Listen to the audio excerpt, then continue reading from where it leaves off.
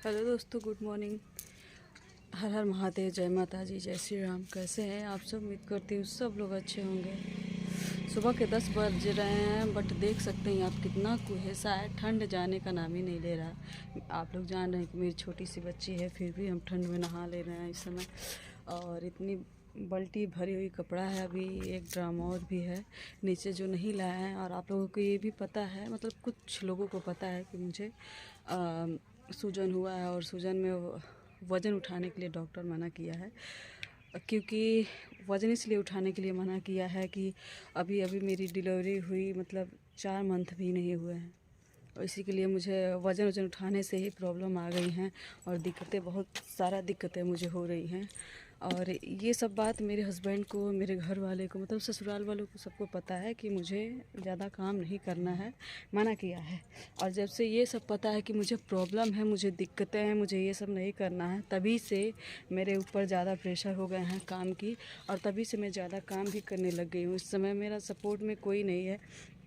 और ये वीडियो मैं डाल रही हूँ, इससे कितने लोगों को प्रॉब्लम भी होगी।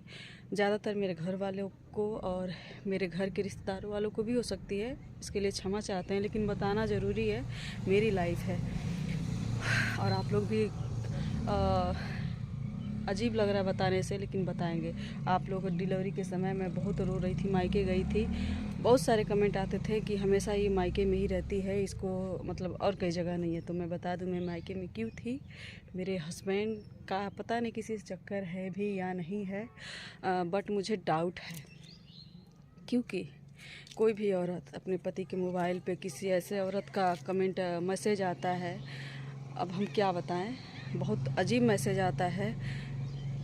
आप लोग समझ सकते हैं कि हम बता नहीं सकते हैं। और वही पता लगाने के लिए मैं इनसे पूछी कि नटुल जी ये सब क्या है, मतलब गुस्से से मैं बोली। गुस्सा भी, किसी भी औरत को गुस्सा ही आएगा दोस्तों, और मुझे भी बहुत ज़्यादा गुस्सा आया। और उस समय ये मुझे 2-3 थप्पड़ भी मार दिए थे, 2-3 थप्पड़ भी मार दिए थे, क्योंकि मुझे चुप कराने के लिए। कहीं ना कहीं हो सकता है इनका भी गलती भी ना हो, या मुझे गलतफहमी हो रहा हो, लेकिन मुझे टेंशन हो रहा था। और इसी टेंशन की वजह से मैं मायके चली गई थी। मुझे लगता कि इनका किसी से चक्कर या अफेयर है, कि है, मुझे लगता है। और ये कसम भी बार बार खाते हैं, यकीन भी नहीं होता है। आप ही लोग बताइए, जो आप आँख से देख जाएंगे उसको कैसे इग्नोर करेंगे। मैं अपने पति का बुराई नहीं कर रही हूँ, बट मैं साक्षात उस इंसान को पकड़ ली, और मैसेज भी पता कर ली। मैंने एक बार और ब्लॉग डाला था कि वो जो औरत है या लड़की है, कॉल आया था। मैं खुद अपने हस्बैंड के मतलब तरीए मैसेज उसके पास की थी, तो वो बहुत कुछ रिप्लाई दी थी। अगर मैसेज इधर से नहीं जाता तो रिप्लाई कैसे करती, आप ही लोग बताइए। उस नंबर को पता लगाने के लिए मैं 2-3 महीने तक चुप हो गई, किसी से कुछ नहीं कही। तो उसे लगा कि मैं जवाब नहीं दूंगी या खोजूंगी नहीं, क्योंकि मुझे टेंशन है। और मेरी एक बच्ची है छोटी सी, मेरी तो लाइफ ख़राब ही होगी, मेरी बच्ची का भी लाइफ ख़राब हो जाएगा। क्योंकि किसी तीसरे का एंट्री जब होता है तो परिवार टूटता ही है। यहीं देख लीजिए मालती विष्णु का। अब ये मैं नहीं कहूँगी कि गलती किसकी है, तो कहीं ना कहीं मुझे बहुत हेडक है।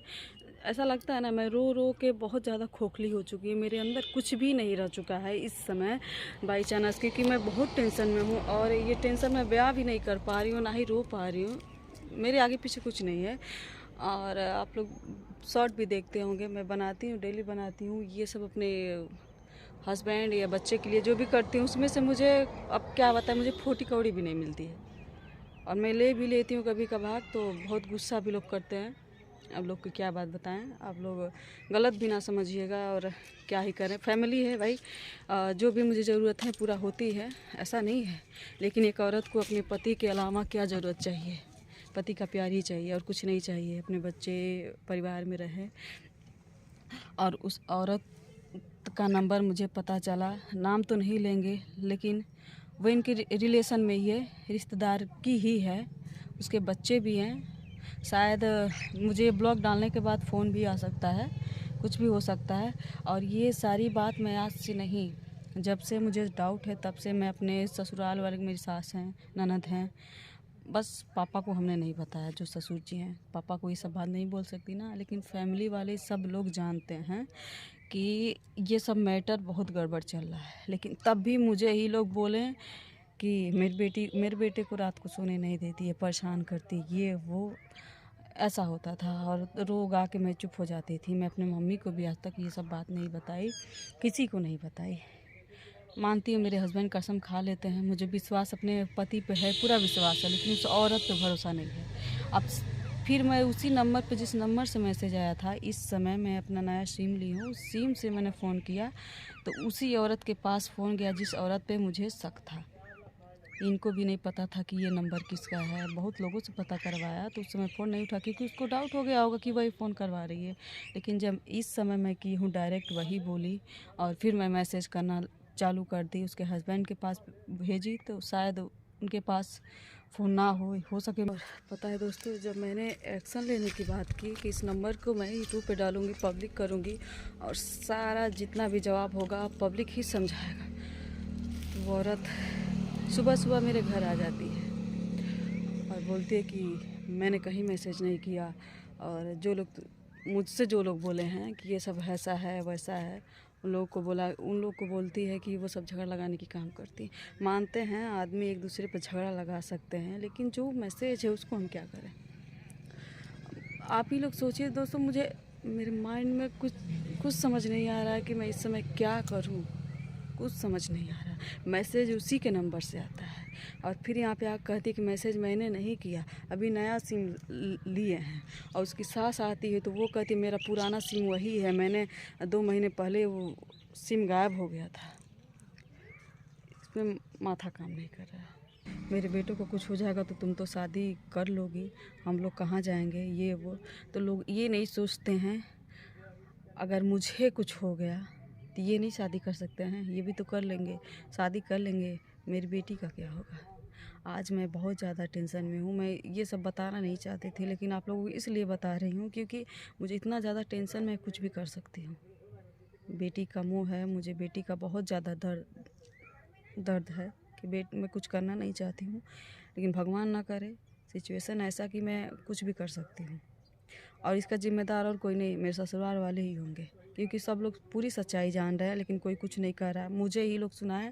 और ये वीडियो देखने के बाद नटुल जी भी बहुत ज़्यादा गुस्सा हो सकते हैं, सब लोग गुस्सा हो सकते हैं। इसके लिए सबके लिए क्षमा चाहते हैं, लेकिन मुझे ये बात बतानी थी, बता दी। और आप लोगों के जो भी रहेगा, आप लोग है ही हैं दोस्तों, आप लोग जो भी होगा देखिएगा। मेरी बच्ची रो रही है, मैं छत पे आके मतलब काम कर रही थी। और चलिए दोस्तों, मिलते हैं नेक्स्ट वीडियो में। जैसा होगा आप लोग रिप्लाई दीजिएगा, गलत ना समझिएगा। मेरे पति पर पूरा विश्वास है, लेकिन जो भी है एक्शन लेना चाहिए ना। एक औरत को हमेशा जब दबाया जाता है और दबाई जा रही हूँ, इसमें मेरी लाइफ ख़राब होगी, मेरी बेटी का लाइफ ख़राब होगा।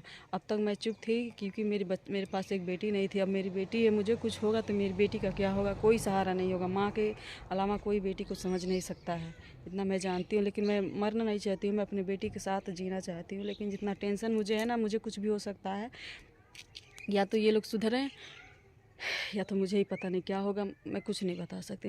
मैं इस समय पूरे खोखली जैसी हो गई हूँ, मुझे कुछ समझ नहीं आ रहा है। मुझे मेरे फैमिली, मेरी माँ बाप सब लोग दिख रहे हैं।